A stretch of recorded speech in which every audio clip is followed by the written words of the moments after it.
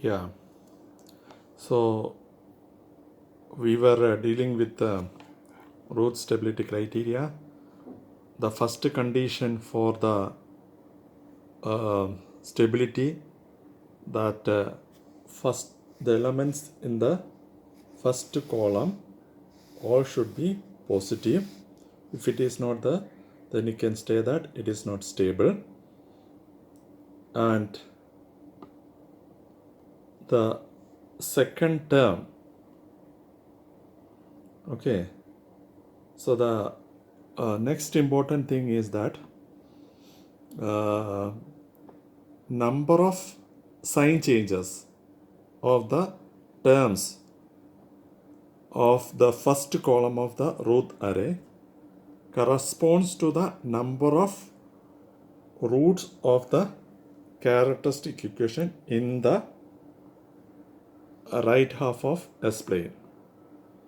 So you can see that number of sign changes.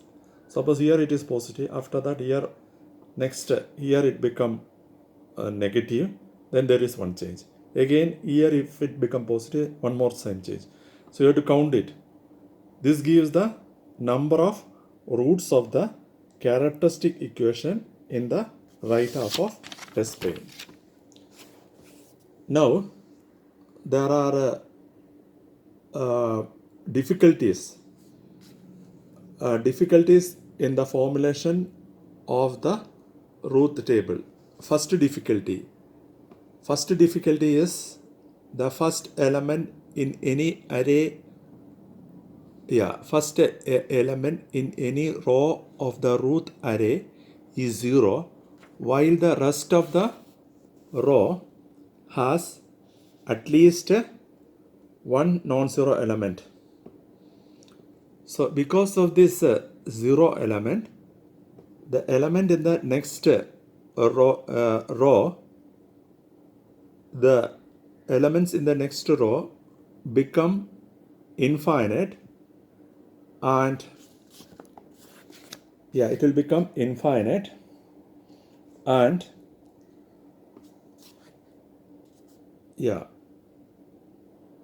root test breaks down.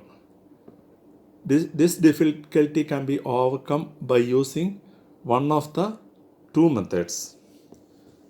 It can be overcome by one of the two methods. Now, the first method is replace the first 0 element by a small positive number epsilon, and proceed with the formulation of the rest of the root array as we discussed earlier. Then examine the signs of the element in the first column of the completed root array as epsilon tending to 0. As epsilon tending to 0, you need to find, you need to see that how you need to say that signs of the elements. Okay, signs of the elements. Signs of the element in the first column of the completed root array as epsilon tending to 0. The number of sign changes in the elements of the first column of the root array indicates the number of roots of the characteristic equation in the right half of S plane. But even if there are no sign changes, the system is unstable and there are roots on the imaginary axis. If there are no sign changes, but even if there are no sign changes, the system is unstable and there are roots in the imaginary axis. So here what I want to say that when you are developing the root table, suppose the first column,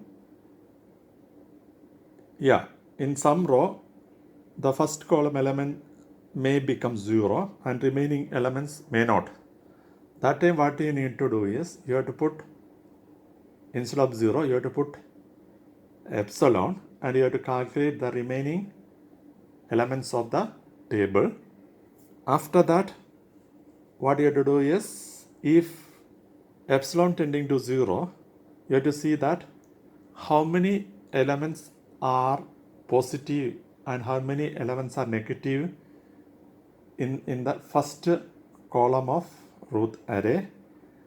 Then you can see how many, if there is number of sign changes, tell you that how many poles are on the right half of S plane. Even if there is no sign change, the system is unstable. Before also, if one of the element in the first column is 0, means it is unstable. But if we are after applying this rule, if the element is, if there is no sign change, but then also it is unstable. And what you can say that is unstable. Yes, that is unstable. Yeah, but there may be roots on imaginary axis. And second, obtain a modified characteristic equations in Z by replacing S in the original character equation by 1 by Z and form the root array in Z. The number of Z roots with the positive real parts, number of Z roots with the positive real parts, that is in the right half of S plane, are same as number of S root with the positive real parts. So you can use either of these two methods.